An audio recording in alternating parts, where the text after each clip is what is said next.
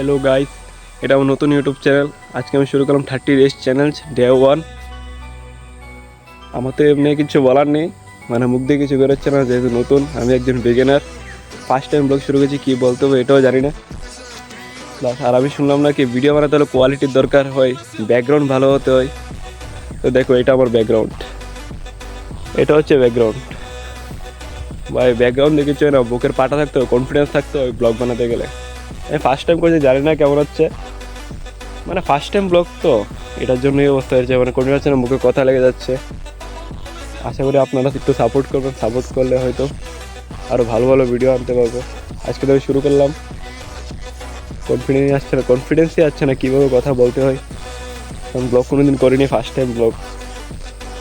তার জন্য আজকে এখানেই শেষ করি। ধরো একটা মিনি ব্লগ ধরতে পারো। কালকে এর থেকে আরও ভালো ভিডিও আনার চেষ্টা করবো।